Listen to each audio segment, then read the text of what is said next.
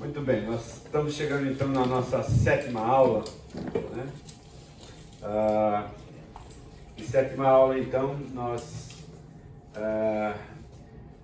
queremos discutir hoje, junto com vocês aqui, a importância dos mandamentos recíprocos no ambiente de koinonia, entendendo algumas coisas, né? O Evangelho ele sempre diz respeito à necessidade que o homem tem de Deus, né? Essa é uma métrica que constantemente nós estabelecemos. Hoje, por exemplo, o pastor Natanael vai expor Isaías e vai mostrar a necessidade que o homem tem de Deus, né? Mas igualmente verdade que o homem precisa de outros homens, né? Embora precisamos de Deus, nós precisamos também das outras pessoas, porque as outras pessoas criam um ambiente adequado para as expressões divinas através do relacionamento, através do contato um com o outro, né? Quando eu perdoo alguém, eu estou revelando uma expressão divina, né?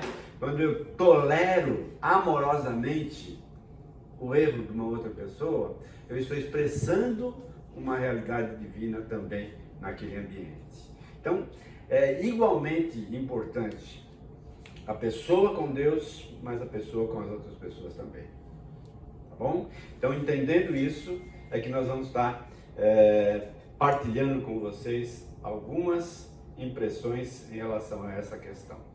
Vamos orar, pedindo que Deus nos ajude, nos oriente, nos dê sabedoria para expor todo o conteúdo que o próprio Deus tem colocado em nossos corações. Deus, aquieta o nosso coração nesse momento.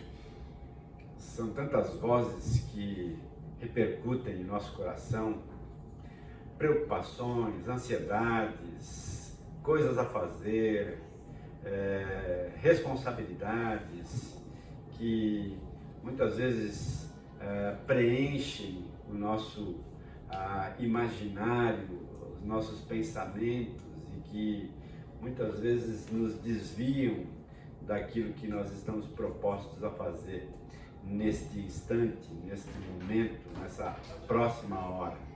Por isso, rogamos que Teu Espírito nos dê a concentração necessária, a disposição necessária, que cada um de nós aqui, ó Deus, possa depor as suas armas sobre a mesa do Teu altar, ó Deus, permitindo então que os nossos corações fiquem vulneráveis às investidas do Teu Espírito em nossas vidas.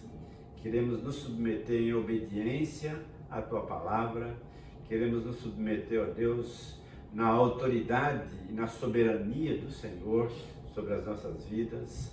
Por isso, fala ao nosso coração, ministra ao nosso coração, ensina-nos.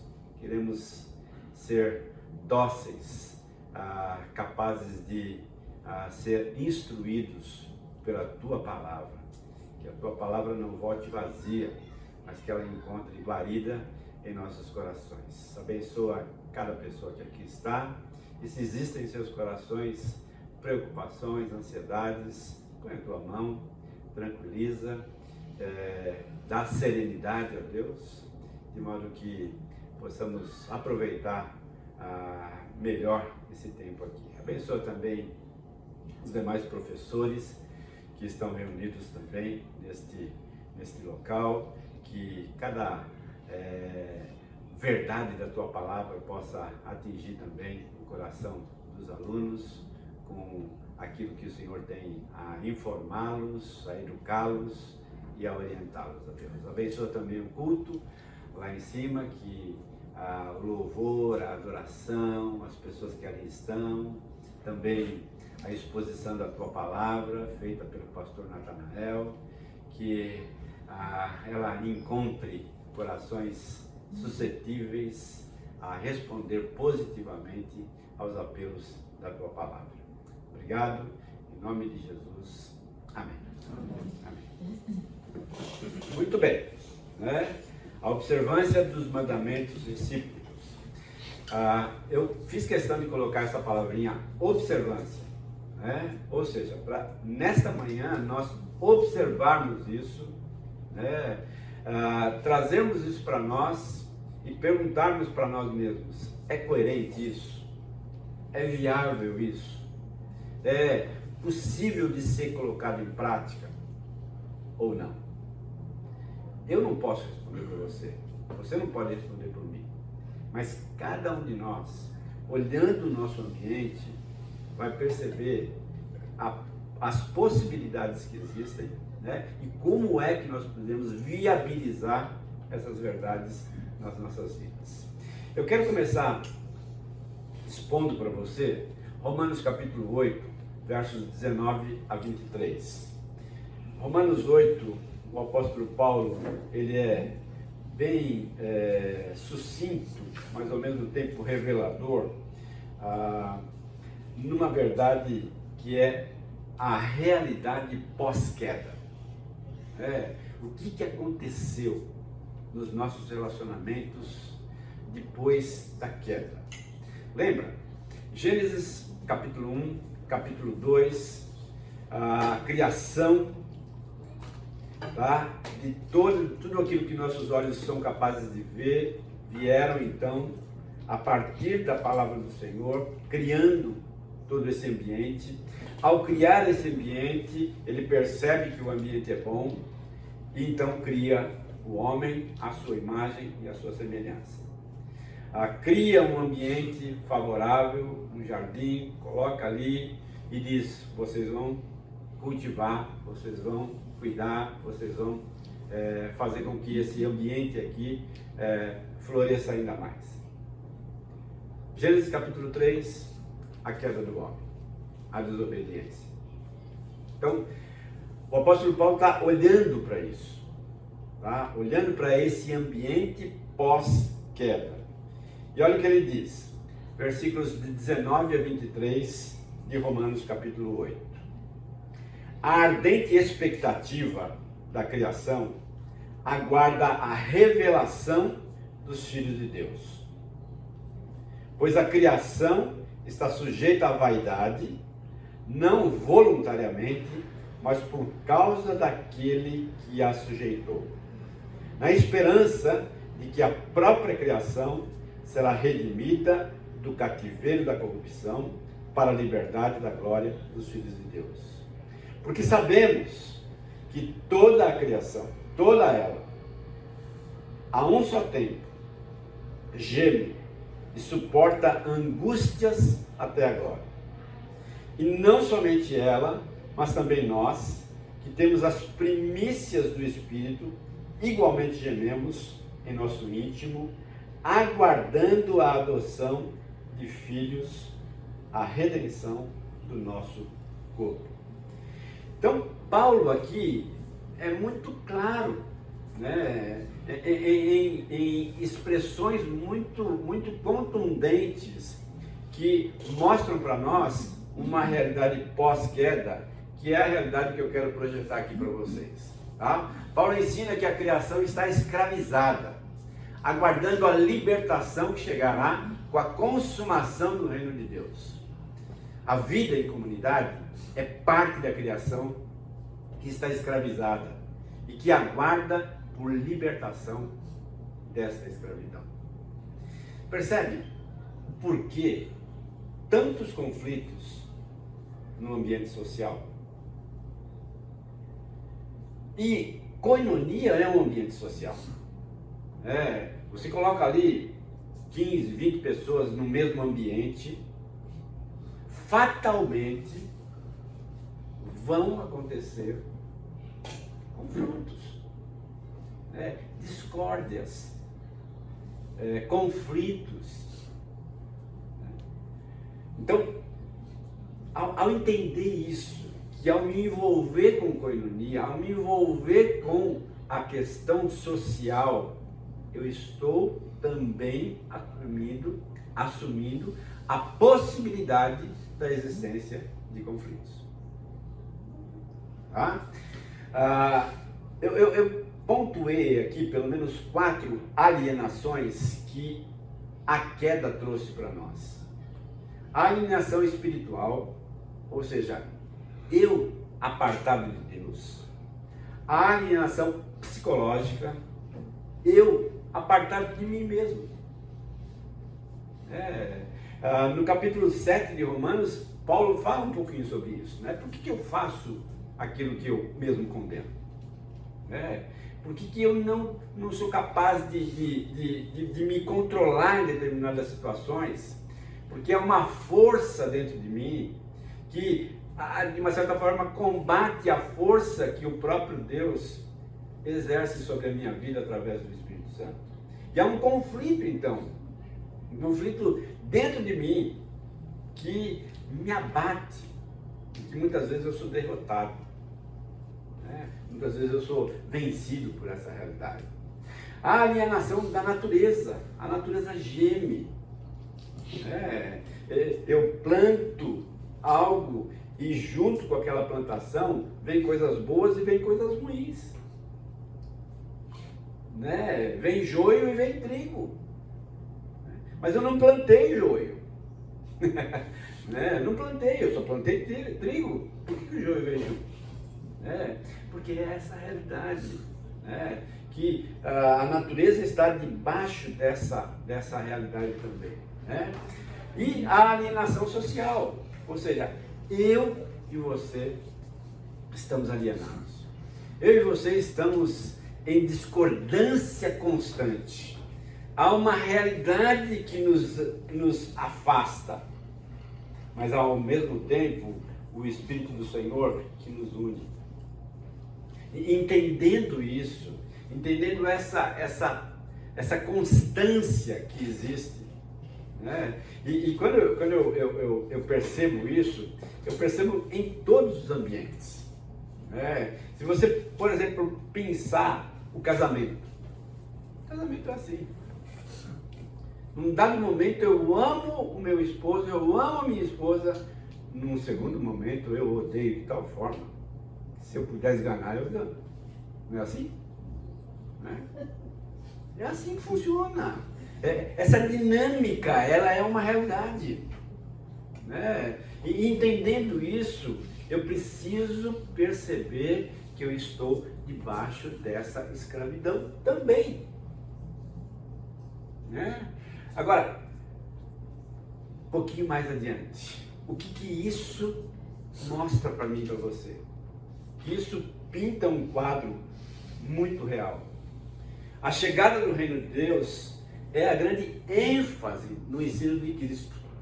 Se você for lá para Mateus 1, 14 e 15, diz assim: depois de João ter sido preso, Marcos 1, 14 e 15. Depois de João ter sido preso, Jesus foi para a Galileia, pregando o Evangelho de Deus, e ele dizia: o tempo está cumprido e o reino de Deus está próximo. Arrependam-se, creiam no Evangelho. Qual é a grande sacada aqui? De você começar a experimentar o ambiente do reino de Deus nos relacionamentos. Qual é a palavra que se destaca ali? O tempo está cumprido, o reino de Deus está próximo, arrependam-se. Lembra? Arrependimento significa a palavrinha metanoia. Significa o quê? Uma mudança de mente. Eu entender determinados processos. E não apenas entender, mas mudá-los. Então, ao entender que nós fomos afetados de tal forma pelo pecado, e compreender isso claramente, eu então, a partir disso, eu posso então começar a incorporar determinados comportamentos. Mas antes de incorporá-los, eu tenho que retirar comportamentos ruins, errados, mundanos, que são provenientes da minha realidade do pecado. Então, aquele processo de você tirar determinada coisa, abrir um espaço para que outras coisas possam tomar cuidado ali. As expressões de renovar, revestir, que o próprio apóstolo Paulo traz. Entendendo isso, eu começo então a perceber a importância do arrependimento, a importância de crer no poder que o Evangelho tem de melhorar as minhas relações sociais. Lucas 4:43, Jesus, porém, lhes disse: é necessário que eu anuncie o Evangelho do Reino de Deus também nas outras cidades, pois é para isso que eu fui enviado. Ou seja, o próprio Cristo tinha um objetivo muito claro, tinha um propósito muito claro, que era anunciar o Reino de Deus, não apenas ali, mas para todo um contexto, até chegar a nós, até chegar à nossa própria realidade. Então eu coloco ali, o Evangelho de Jesus Cristo mostra que Deus planejou uma nova criação, resgatando e amplificando os propósitos da primeira criação, anulando então as distorções trazidas pela queda. Essa anulação só é possível através da realidade do Reino de Deus, pautando e abraçando a minha vida e a sua vida. Então,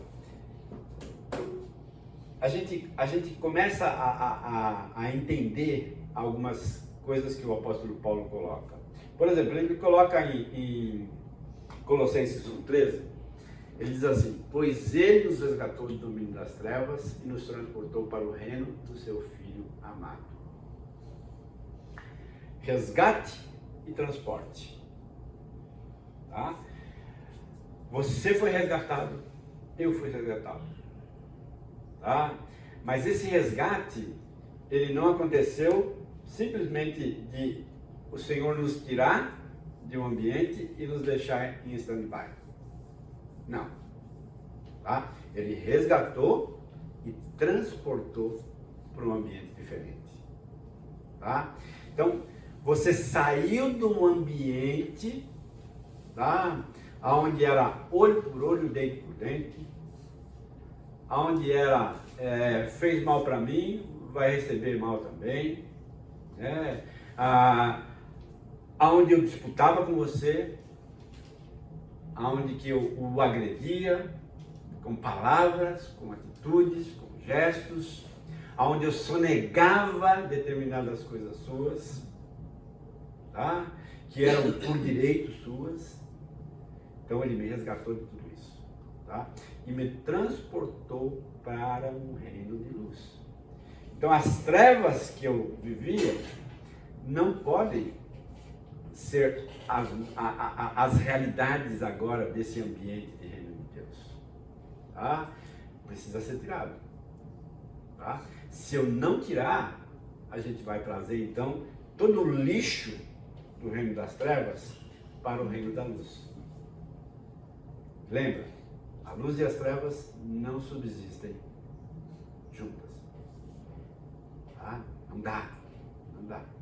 Embora haja no nosso coração ambientes de trevas, eles precisam ser constantemente subjugados pela luz da presença do Senhor nas nossas vidas. Entendendo, queridos, que quanto mais perto da luz você está, mais evidentes ficam as suas dificuldades. Mais aparentes ficam as suas deformações que o pecado causou na sua vida. Isso mostra para mim e para você porque a existência das pessoas com o Evangelho. Porque o Evangelho revela coisas que eu não quero que sejam reveladas. O Evangelho revela coisas que eu faço questão de ocultá-las. Mas quando eu me aproximo da luz, isso fica mais evidente. Por isso, eu acredito que o ambiente de koinonia, ele precisa aproximar as pessoas da luz, para revelar essas coisas, mas a partir do momento que há essa revelação, eu não posso rejeitá-las. O grupo não pode rejeitá-las. O grupo precisa aprender a abraçar e ao mesmo tempo a ajudar a corrigir e não rejeitar, né? E não excluir, porque não foi isso que o Senhor Jesus fez conosco. Quando Ele percebeu as nossas imperfeições, Ele nos ajudou nesse exercício de ser resgatado e transportado. Como koinonia, nós precisamos entender isso, que é parte do nosso propósito, aproximar as pessoas da luz, assim que haja a revelação das imperfeições, nós então ajudarmos as pessoas a corrigir essas imperfeições e a substituir padrões mundanos por padrões legítimos do reino de Deus. Ah, mas isso é discipulado, né? Também é, né? Mas isso também é parte desse movimento que a sociedade constituída pelo reino de Deus pode trazer. Esse ambiente favorável. Tá? Questões aqui. Querem colocar alguma coisa? Tudo bem? Concordam? Não é fácil fazer isso. Eu sei. Tá? Nós vamos caminhar um pouquinho mais no sentido de ajudar você a perceber isso com clareza.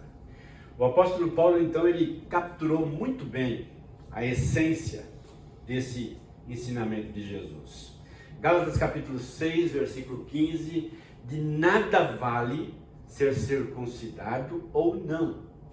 O que importa é ser uma nova criação. Deixa eu substituir circuncisão por batismo, por exemplo. De nada vale. De nada vale o batismo se não existir a realidade da nova criação. De nada vale frequentar a igreja se não existir a realidade da nova criação. De nada vale fazer parte de uma koinonia, fazer discipulado, fazer uma série de serviços, se não for uma realidade da nova criação. A gente insiste em trazer padrões das trevas para dentro do ambiente da luz. Uma insistência desta é, por exemplo, eu querer fazer, servir,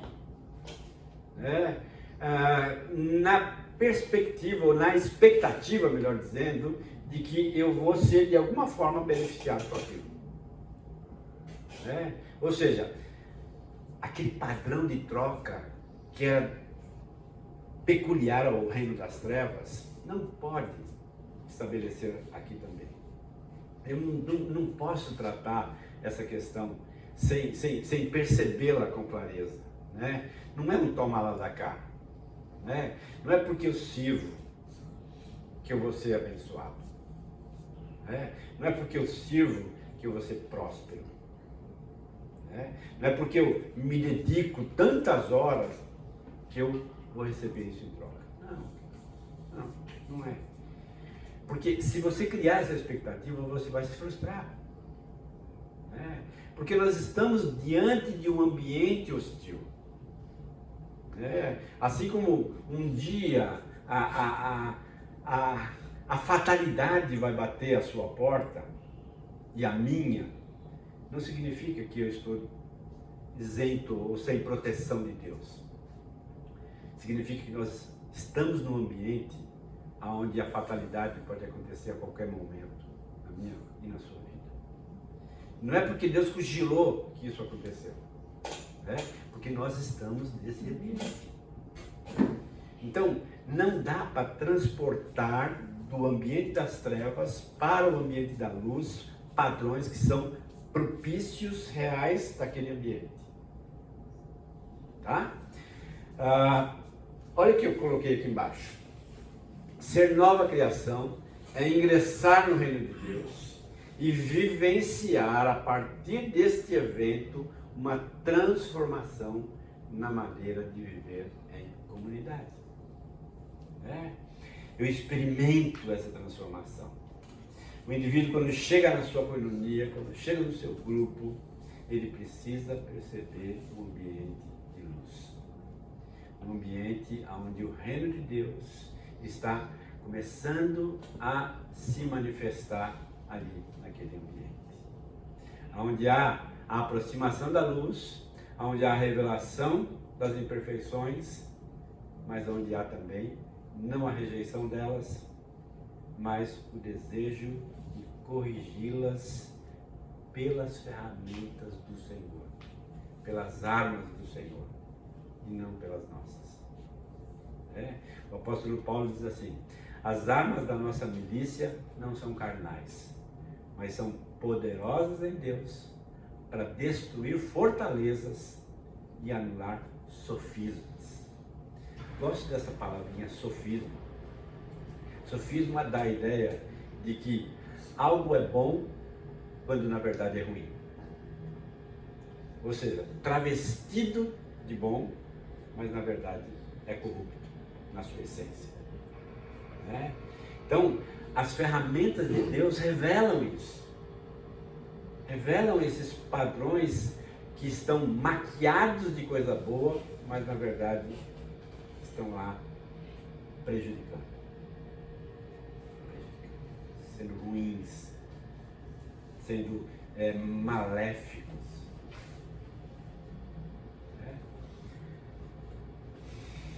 Deixa eu tentar aclarar ainda mais isso. As boas intenções que eu tenho em pregar o Evangelho, elas podem ser distorcidas. O desejo de alguém ver a outra pessoa conhecendo a Cristo através da pregação do Evangelho pode ser ruim. Ou seja, se eu não usar as ferramentas do Senhor, muitas vezes eu quero martelar o Evangelho na cabeça das pessoas, de tal forma que entre ali, mas não vai entrar, tá? Porque as coisas não são assim. Por muito tempo eu quis que os meus pais conhecessem o Evangelho. Eu já falei para vocês, nós viemos num ambiente de espiritismo, de baixo espiritismo, candomblé, umbanda, e quando eu me converti, então, eu queria que os meus pais conhecessem. E aí, algum dia, uma pessoa disse assim para mim: para de pregar para eles. Porque à medida que você faz isso, você os afasta ainda mais. Então comece a viver o Evangelho. Feche a sua boca e tenha mais expressões das realidades do Evangelho. Quando eu fiz isso, o que aconteceu? Eu percebi uma mudança muito real. E um interesse mais genuíno. Por que você não faz mais aquilo que você fazia?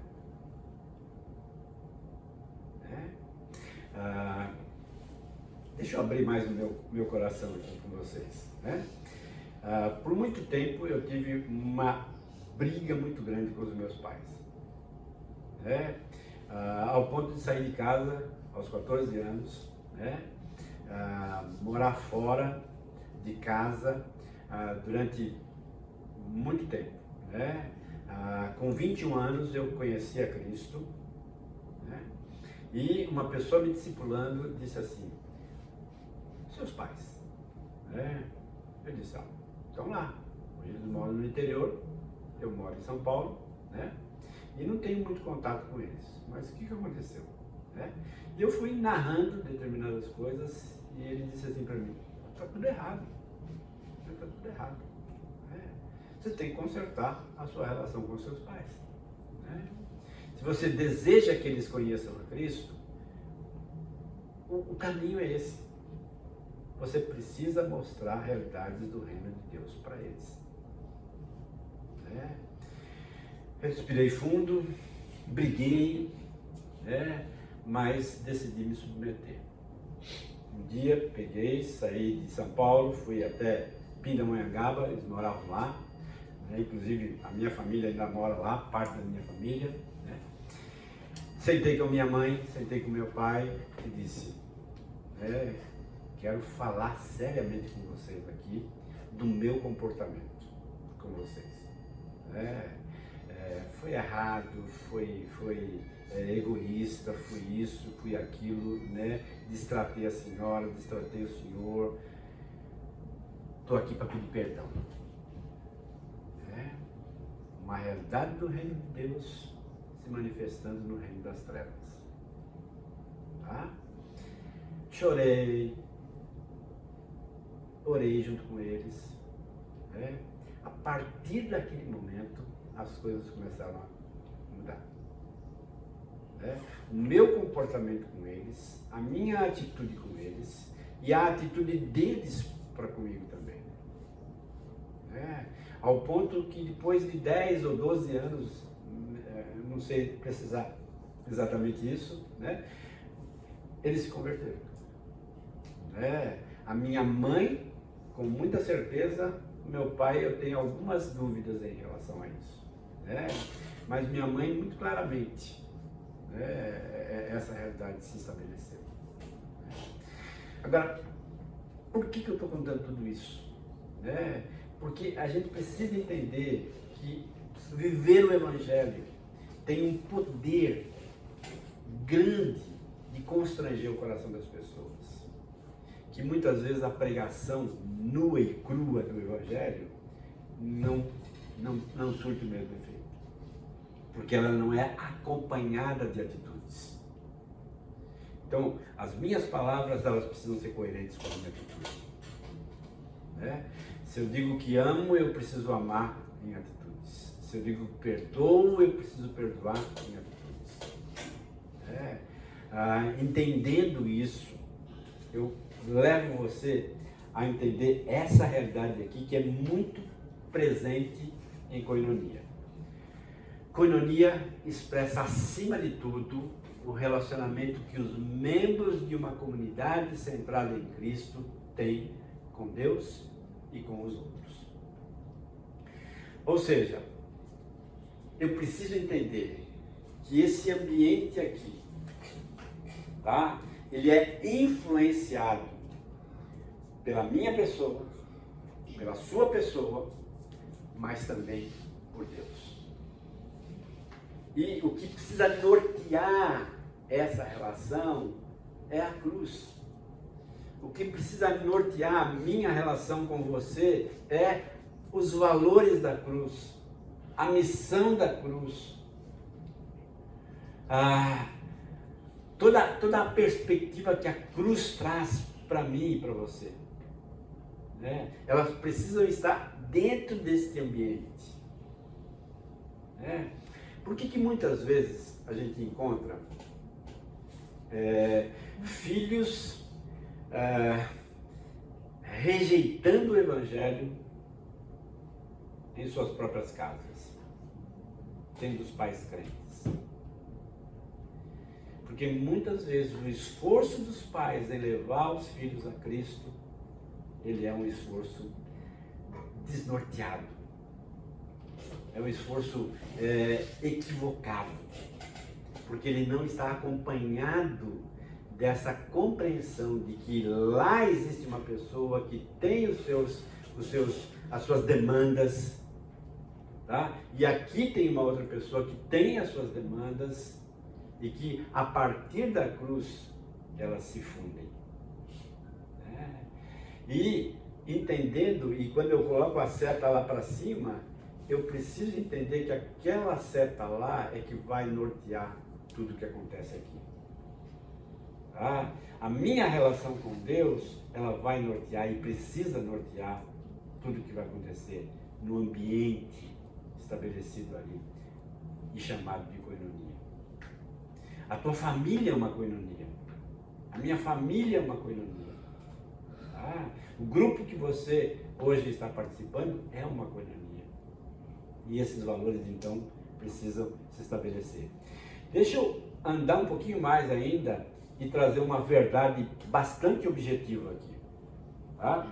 Romanos 12:5 diz assim: assim também nós, embora sejamos muitos, somos um só corpo em Cristo, membros uns dos outros. O que eu reduzo aqui dessa expressão do apóstolo Paulo? O fato de pertencermos mesmo uns aos outros nos leva a expressar este pertencimento em atos de preocupação e cuidado mútuo.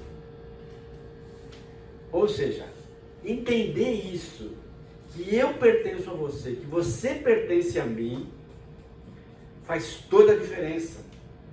Faz toda a diferença no meu andar, no meu caminhar, no meu relacionamento com você e no seu relacionamento comigo.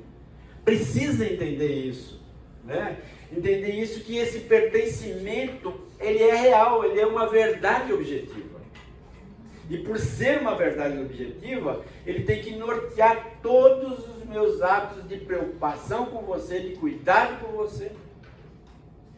Eu preciso estar preocupado com você. Você precisa estar preocupado comigo. E a sua preocupação, ela não pode ter segundas intenções. Ela não pode ser interesseira. Ela não pode ser visando o seu bem-estar. Mas ela precisa ser visando o bem-estar do outro. Tá? Esse cuidado que eu tenho com você, ele precisa ser um cuidado desinteressado, disposto, disponível a você, porque você é pertencente a mim e eu sou pertencente a você. Eu tentei colocar um gráfico ali, e perceba ali que aquele gráfico ele tem setas na minha direção e seta na sua direção também.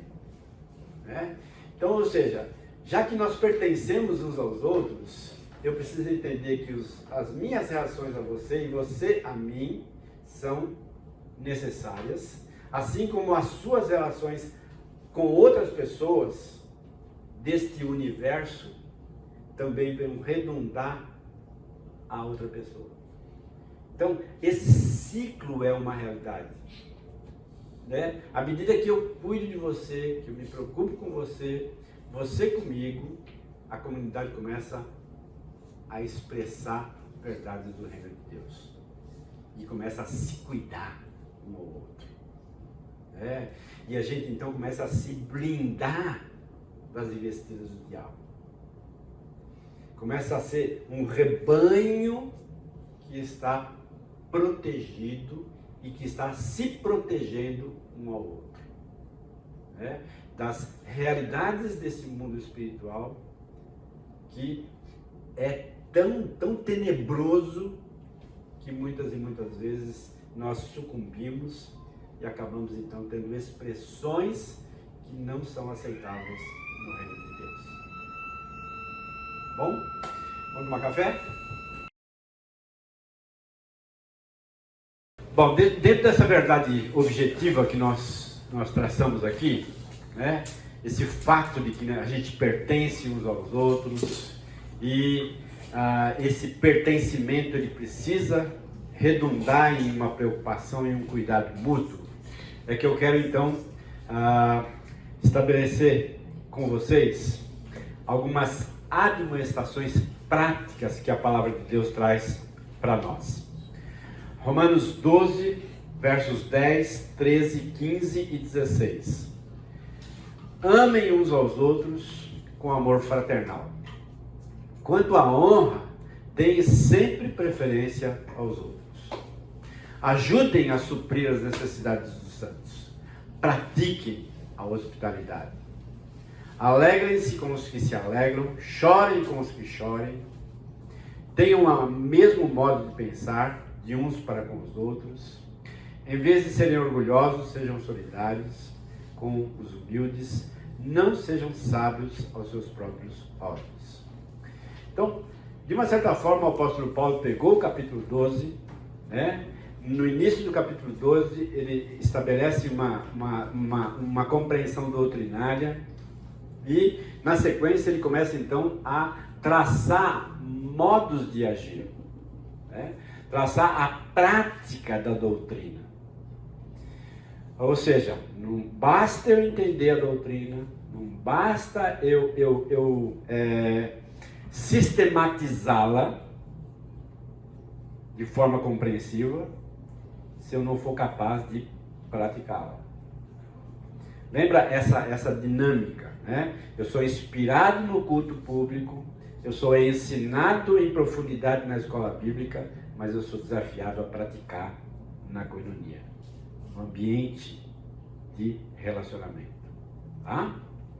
Então, extraindo disso, eu terei 4 expressões que precisam nos ajudar.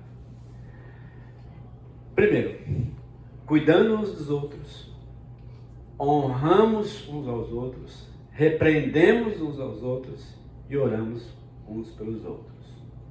Está errado ali, era para colocar 4 ali, ficou 1. Né? Mas basicamente essas 4 expressões, elas precisam estar muito claras na nossa mente, no nosso coração, nesse ambiente de koinonia, que é aquilo que nós estamos tentando passar para vocês aqui, né? Os mandamentos recíprocos no ambiente de koinonia, como isso é necessário, favorável para esse desenvolvimento. Vamos lá então. Primeiro lugar, cuidando uns dos outros. 1 Coríntios 12, 25 diz assim: para que não haja divisão no corpo, mas para que os membros cooperem com igual cuidado em favor uns dos outros. ênfase aqui em algumas coisas. Não divisão, tá? Cooperação, cuidado, tá? Ou seja, não pode haver divisão. Precisa haver cooperação e precisa haver cuidado. Então, uma ilustração ali, né, que o próprio apóstolo Paulo coloca aí no capítulo 12, né? O ouvido falando com os olhos a respeito do pé. Então, um diálogo mais ou menos assim. O ouvido diz assim para os olhos: você viu o pé? De novo está machucado. Mas também não se cuida. Fica andando descalço aí. Não olha para onde anda. Não olha para onde anda. Ou seja, percebe que isso é tão emblemático que nós somos capazes de fazer exatamente isso. Nós fazemos isso no nosso ambiente. A gente esquece desse pertencimento. Quando eu falo a respeito de alguém do corpo, eu estou falando, na verdade, contra mim mesmo. Desse ambiente, de koinonia que deve existir entre nós. Então, quando eu faço uma crítica a alguém, sem que esta pessoa esteja presente, além de incorrer numa fofoca, eu também abro espaço para que o diabo divida o corpo. Para que não haja cooperação, para que não haja o cuidado. E lembra, gente, Satanás ele é perito em fazer isso. A pessoa que está lá falando, né, ela não está percebendo o potencial destrutivo que as suas palavras têm na divisão do corpo. Eu coloquei aqui embaixo: o corpo inteiro grita e sofre com a dor de outros membros, porque todos fazem parte do corpo. Entender isso, eu preciso entender isso. Quando eu falo de alguém, ou quando eu me porto excluindo a pessoa, afastando a pessoa, na verdade isso é também um prejuízo para mim mesmo. Porque o próprio Deus estabeleceu que aquela verdade objetiva, ela pudesse ser tão objetiva ao ponto de ser praticada. Talvez você se espante com isso. Não sei se eu já contei isso para vocês, mas eu contei na reunião dos pastores e foi bem interessante.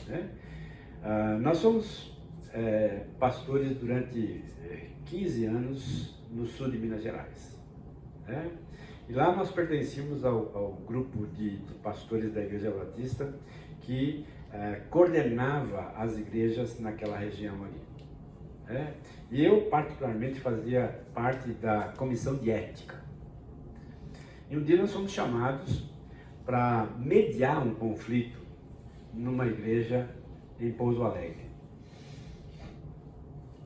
Chegando lá, uma igreja pequena, tinha lá 60, 70 membros, numa rua pacífica, onde de um lado tinha a igreja, do outro lado um boteco. Mas daqueles botecão mesmo, que a pessoa ficava jogando dominó na porta, tal, essa coisa. No sábado à tarde, nós chegamos lá em 4 pastores para participar de uma assembleia onde havia um conflito entre o pastor, os diáconos e a igreja. Bom, sentamos lá, igreja cheia de gente, mas não deu 2 palavras. O pastor falou, o diácono falou, daqui a pouco alguém arremessa uma cadeira lá para cá. E aí já viu. E aí eu fiquei olhando aquilo, eu era pastor bem novinho, Caramba, o que está acontecendo aqui? Olhava para o outro lado da rua, o boteco em paz. Pô, o que está acontecendo? O que está acontecendo? Exatamente isso aqui. Ou seja, um mau testemunho tremendo. Tremendo. Um mau testemunho tão gritante, depondo contra o Evangelho, depondo contra o reino de Deus. Bom, não sei o que aconteceu depois. A gente tentou amenizar as coisas e tal, e depois, logo em seguida, a gente transferiu a situação para uma instância maior que tratou aquilo. Mas depois de alguns anos eu fiquei sabendo que a igreja simplesmente vendeu a propriedade ali, porque lá não dava mais. Queimou de tal forma os cristãos ali naquela rua, porque todo vizinho dizia assim: os briguentos lá. Percebe? Então, porque, estrategicamente eles disseram assim: esse lugar aqui não dá mais. Vamos para outro lugar. E aquilo então foi dissolvido. Mas, queridos, por que eu falo isso? Porque eu vi isso acontecer. Eu vi isso acontecer. E se a gente não perceber, nós começamos nós nos tornamos protagonistas de situações assim. Se nós não vigiarmos os nossos lábios, se não vigiarmos a nossa própria conduta, nós acabamos sendo protagonistas de situações muito semelhantes a essa. né? De divisão do corpo, de rixa entre pessoas, né? Que não são propícias ao reino de Deus, né? E que não devem ser uma realidade que seja aceita por nós sem uma rejeição clara a elas, tá bom? Segundo lugar, honrando uns aos outros. Pensar de forma coletiva e não competitiva. Eu preciso aprender a pensar de forma coletiva e não competitiva, e não preocupada comigo mesmo, com as minhas demandas, tá? Amem uns aos outros com amor fraternal. Quanto à honra, deem sempre preferência aos outros. Eu peguei esse texto lá de Números 11, 26 a 29, que é bem emblemático com relação a isso. É o texto que fala sobre Eldade e Medade. São dois personagens do Antigo Testamento. Olha o que diz ali. Porém, 2 homens ficaram no arraial. Um se chamava Eldade e o outro Medade. O Espírito repousou sobre eles, porque estavam entre os inscritos, mesmo que não tivesse ido até a tenda, e profetizavam no arraial. Então um jovem correu e anunciou a Moisés: Eldade e Medade estão profetizando no arraial. Josué, filho de Num, auxiliar de Moisés, um dos seus escolhidos, respondeu e disse: Moisés, meu senhor, ordena que parem com isso. Porém Moisés lhes disse: você está com ciúmes por mim.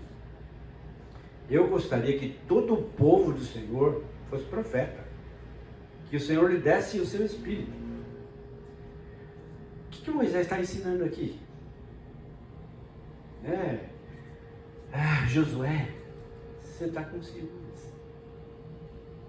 Josué, você está estabelecendo um padrão de competitividade. Eu não estou aqui competindo com ninguém. Não estou aqui competindo com ninguém. O meu desejo é que todo mundo fosse profeta. Todos recebessem o Espírito Santo.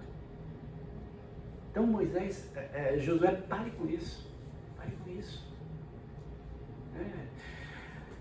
Eu preciso perceber que eu preciso aprender a honrar os outros com os dons que Deus deu a eles. E não competir com eles.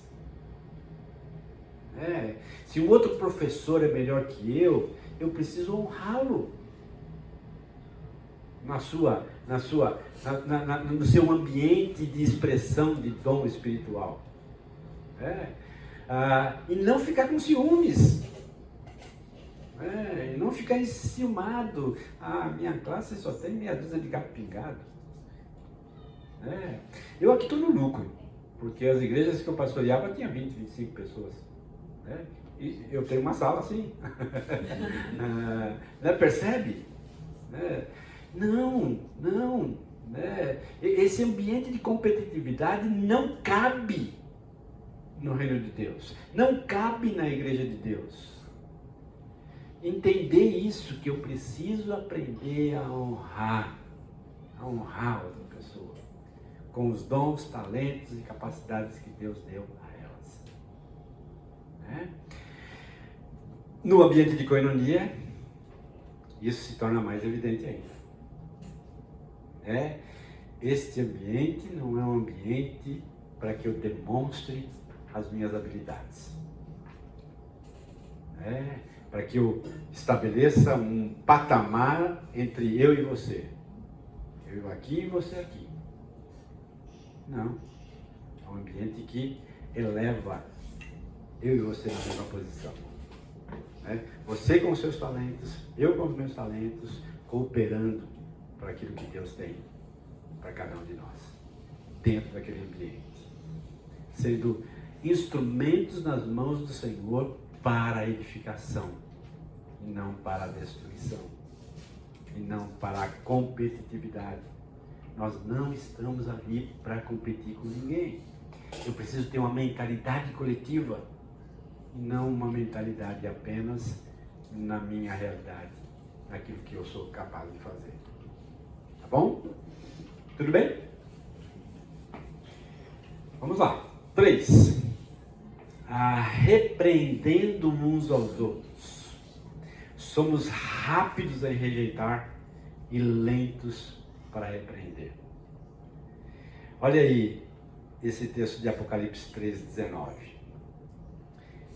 Eu repreendo e disciplino aqueles que amo. Portanto, seja zeloso e arrepende-se. As 7 igrejas do Apocalipse, né? O Senhor repreendendo ali uma igreja que ele amava. Agora, lembra a descrição da igreja de Laodiceia? Vai lá na sua Bíblia aí para você ver. Né? Apocalipse capítulo 3.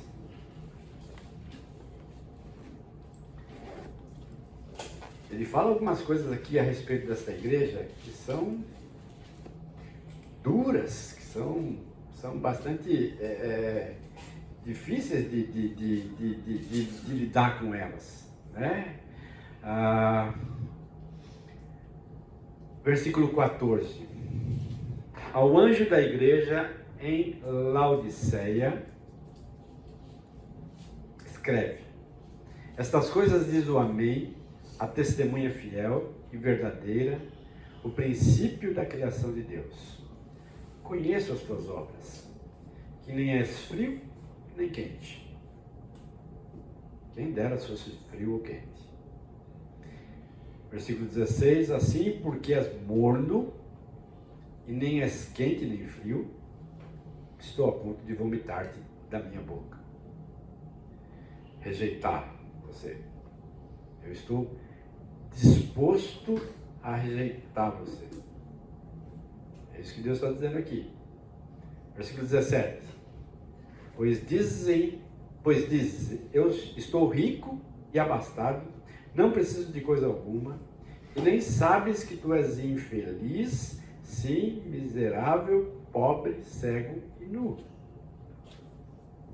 E aí então ele parte para uma atitude que precisa ser a atitude de coinonia.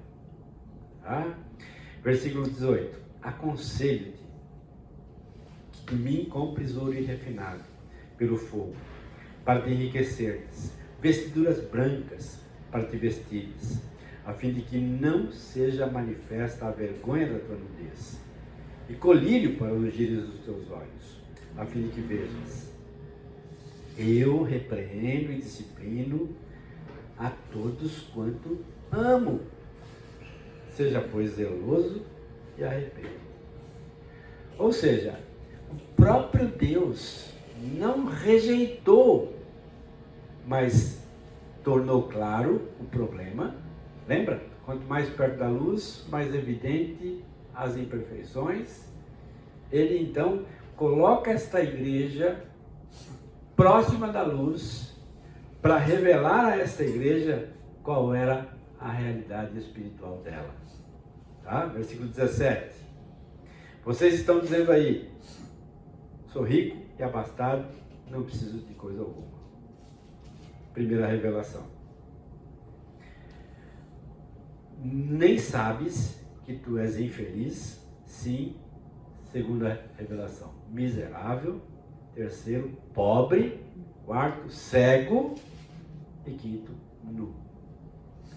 Ficou evidente. As imperfeições ficaram claras. Ah, agora, olhando isso, eu posso rejeitar ou eu posso amar?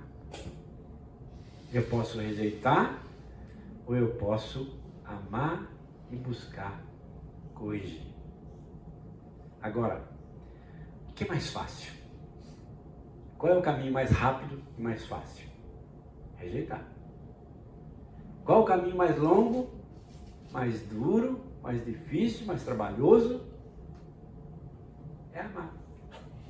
Amar, corrigir, Isso dá trabalho. Isso é custoso. Isso tem indas e vindas. Isso tem avanços e retrocessos. Mas é essa a direção que o próprio Deus teve com a igreja de Laodiceia. E que eu e você precisamos ter com os nossos irmãos também. Entendendo que eu preciso agir assim. Deus convidou a igreja de Laodiceia, que é descrita como orgulhosa, morna espiritualmente, a se arrepender e não a rejeitou. Então, uma postura na koinonia precisa ser essa. Uma postura disposta a caminhar com a pessoa mesmo diante das suas próprias imperfeições, mesmo diante dos seus próprios pecados. Porque a primeira coisa que acontece quando a gente percebe isso é nós mesmos querer nos afastar das pessoas. A gente fica envergonhado. A gente acha que todo mundo sabe. Que todo mundo está vendo. E em algumas circunstâncias nem todo mundo está vendo. Tem gente que ignora, que nem sabe o que está acontecendo. Mas o indivíduo acha que todo mundo está vendo. Por isso que o grupo precisa ter uma atitude de buscar essa pessoa, de repreendê-la em amor e estar disposta a caminhar nesse retorno com ela, ajudando-a diante das situações, ajudando-a diante das suas próprias dificuldades. Muito bem. Quarto, orando uns pelos outros. Olha o que diz aí Efésios 4, 15 e 16. Mas seguindo a verdade em amor, cresçamos em tudo naquele que é a cabeça, Cristo, de quem todo o corpo, bem ajustado, consolidado pelo auxílio de todas as juntas, segundo a justa cooperação de cada parte, efetua o seu próprio crescimento para a edificação de si mesmo. Então, novamente eu tentei colocar num gráfico ali, tá? A oração coletiva, ela precisa crescer. E a oração individualista, ela precisa ficar num nível mais baixo. Agora, avalia a sua oração. Ela não é muito mais individualista do que coletiva? Você não ora muito mais em seu favor, em favor dos seus, em favor da sua casa, em favor daquilo que interessa a você, do que aquilo que interessa a coletividade? Quantos de nós aqui orou, como o pastor Natanael falou domingo passado, dizendo, olha, vou expor Isaías, vai ser a clara apresentação do Evangelho. Quantos de nós nos preocupamos em orar para que Deus manifestasse a sua verdade ao coração das pessoas que estão lá em cima? A gente toma conhecimento disso, mas a nossa tendência maior é ter uma performance muito maior em orações individualistas do que coletivas.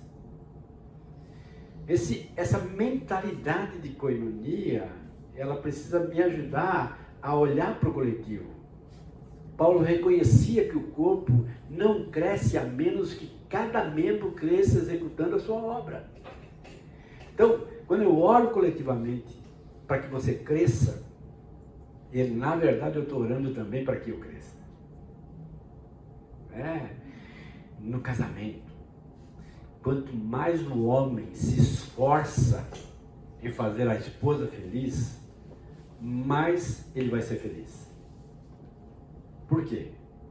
Porque uma esposa feliz vai estar disposta a fazer o esposo feliz. Ao ponto de que, quando eu olho para mim mesmo e busco a minha felicidade, em detrimento da outra pessoa, na verdade é uma busca vã. É uma busca que não vai dar em nada. Entender isso, né? Quando eu busco o bem-estar da coletividade, esse bem-estar não é só da coletividade, mas é meu também. Eu também vou ser beneficiado com isso, né? Perceber todo esse quadro precisa me levar a ter uma atitude, uma postura de oração em favor da minha comunidade, da comunidade ao qual eu me alimento, da comunidade ao qual eu reparto os meus dons, os meus talentos. Com isso eu quero dizer o seguinte, que a gente precisa criar uma cultura de koinonia forte. O que é cultura? São valores, são princípios, são posturas, são atitudes, são comportamentos que abraçam uma comunidade, que estabelece então uma cultura coerente com a nossa fé, né? A tua família tem uma cultura própria da tua família, que ela foi criada ao longo do tempo, né? Nós precisamos criar uma cultura na nossa comunidade que tenha esses valores, que estabeleçam esses valores, que deem prioridade a algumas coisas e baixa prioridade a outras, né? Eu coloquei um quadro aqui que pode ajudar você e a mim, tá? O que é criar uma cultura de koinonia forte? No que diz respeito ao cuidado, sai a condenação, sai a crítica, sai a indiferença ao sofrimento alheio e entra o interesse genuíno e a preocupação. Então, eu retiro condenação, crítica, indiferença, tá? E insiro um interesse genuíno e preocupado com a outra pessoa, tá? Indiferença. Como nós somos indiferentes ao sofrimento alheio? Como nós somos indiferentes à realidade que toma conta do outro?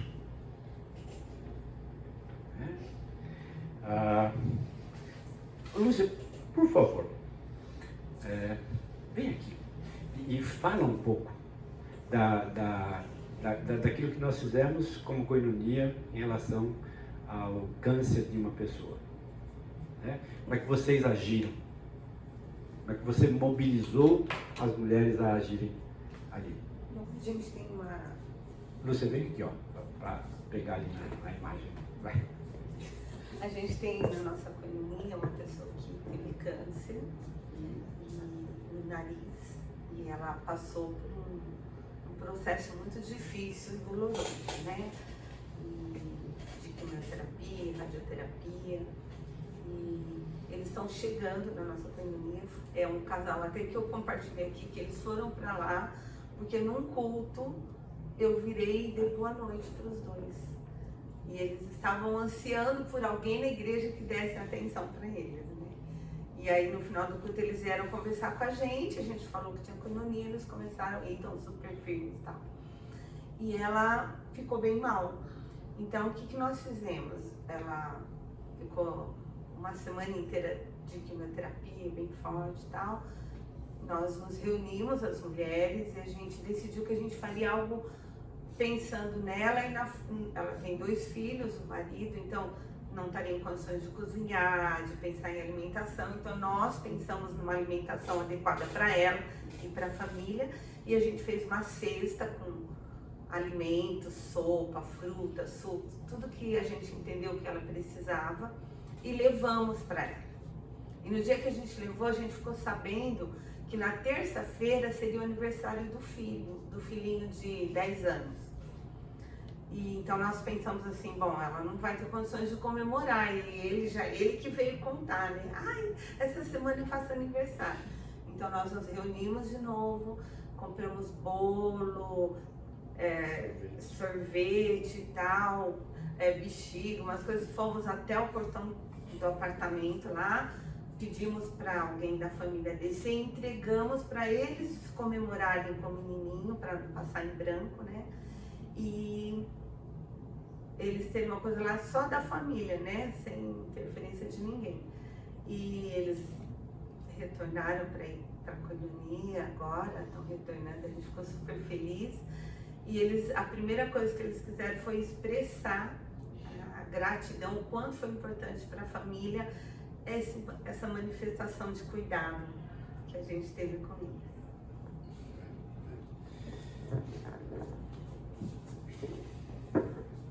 Agora, percebe, gente, que não é custoso isso.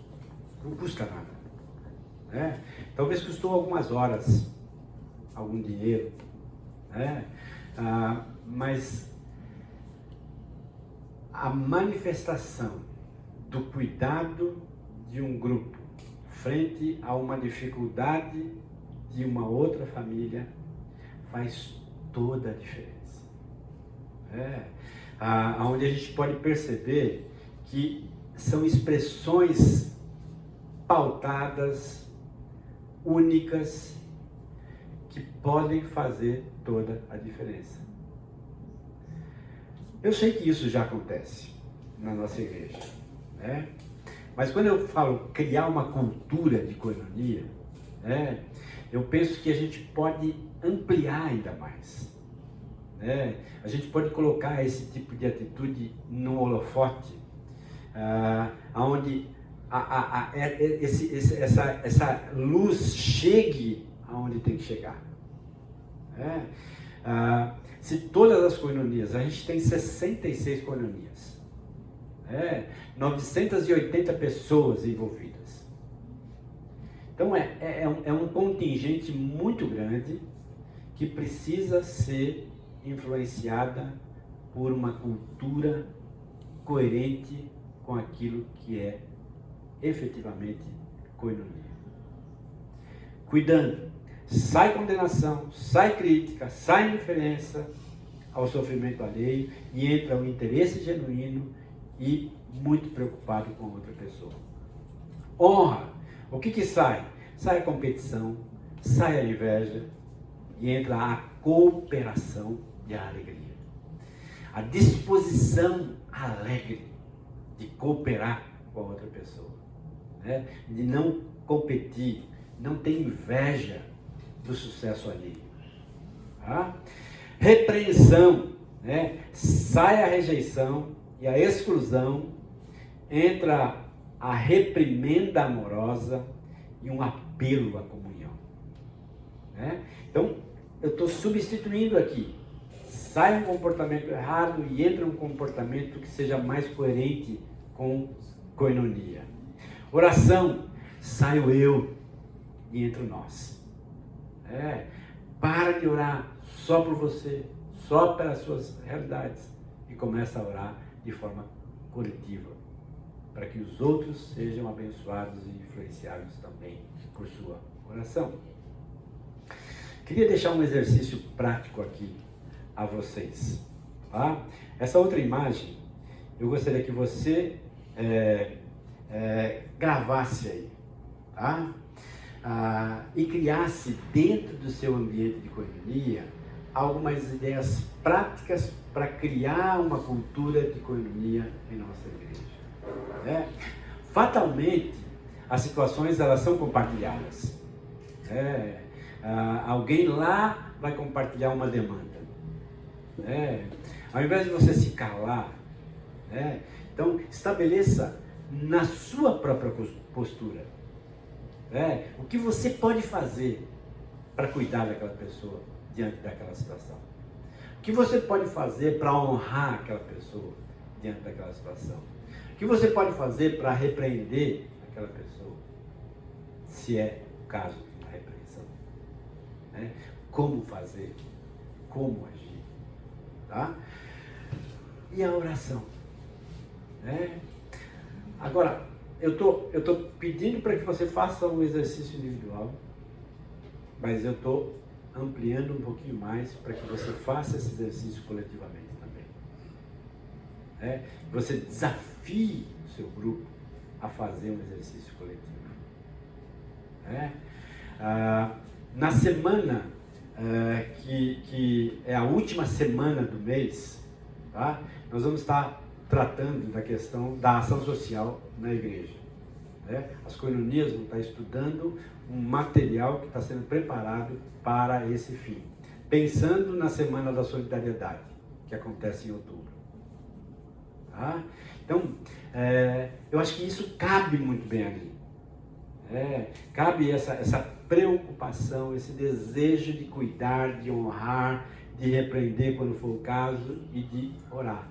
Então, juntos, como coinonia, a gente pode causar um impacto e começar a mover essa montanha, tá? Estabelecendo então uma cultura de coinonia dentro do nosso ambiente. Tá bom? Fica aqui o meu desafio a você. Tá? Um outro desafio, que é como eu quero terminar a nossa aula. Nós temos 3 minutinhos ali, tá? Eu queria pegar esses 3 minutos para orar. Orar em nosso favor, que Deus nos dê sabedoria para ampliar, colocar um megafone em relação a tudo aquilo que você está ouvindo aqui. Tá bom? Então vamos orar. Eu gostaria que 3 pessoas intercedessem por nós, pelo nosso grupo, pela nossa igreja, de forma coletiva, que ele então crie essa cultura de coinonia no nosso meio. Vamos orar, depois eu encerro aqui com uma outra oração. Senhor Pai, nós te agradecemos por esse tempo, mais orientações, direcionamentos, Pai, para aquilo que o Senhor tem confiado a nós. Pai. O teu ministério não dependeria de nós, mas o Senhor nos dá a honra e o prazer de poder participar dele, Deus. Que possamos considerar isso como grande importância, Deus, como uma missão, como objetivo, como principal propósito das nossas vidas, Deus. Nos ajuda a buscar mais conhecimento, ter discernimento, Pai, a comunhão com o Espírito Santo, para que as nossas vidas possam ser usadas para o crescimento do Teu reino. Se o Senhor tem confiado em nossas mãos o Ministério da Coinonia, que possamos, meu Pai, conduzir, direcionar, estar debaixo da Tua orientação, da Tua palavra, Pai, alcançar mais vidas, mais corações, às vezes até aquelas vidas e corações tão próximas da gente e que às vezes está distante do Senhor, Pai. Nos dê a força, a paciência, Senhor, a dedicação àquilo que o Senhor tem colocado em nossas mãos. Amém. Deus. Que possa realmente ser um reflexo daquilo que a igreja é para o Senhor. Te pedimos em nome do Senhor Jesus Cristo. Amém. Senhor Jesus, eu te agradeço por tudo que ouvimos aqui e eu venho te pedir que o Senhor coloque amor no nosso coração pelas pessoas que estão convivendo conosco, nas coinonias, aqui na igreja. Peço que o Senhor coloque um coração sensível para a gente enxergar as necessidades das pessoas que muitas vezes elas não verbalizam. Que a gente se importe, se interesse e também que o Senhor nos dê criatividade para pensarmos em coisas que possam demonstrar o Teu amor pelas pessoas que estão passando por alguma necessidade. Amém. Eu te peço isso em nome de Jesus. Amém. Amém. Amém.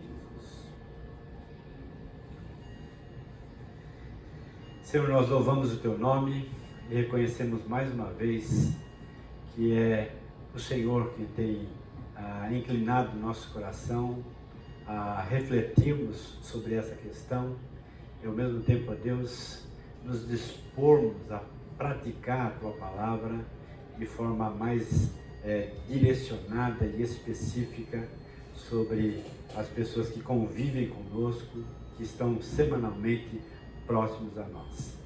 Que o Senhor nos abençoe nessa jornada, que sejamos capazes, ó Deus, de cuidar uns dos outros, de honrar uns aos outros, de repreender quando for o caso, ó Deus, e faz fazer isso em amor, com todo cuidado e com toda a preocupação de ajudar a outra pessoa, e que o Senhor nos dê a graça de orarmos uns pelos outros, de orarmos de forma coletiva preocupado com a nossa comunhão e com a nossa comunidade.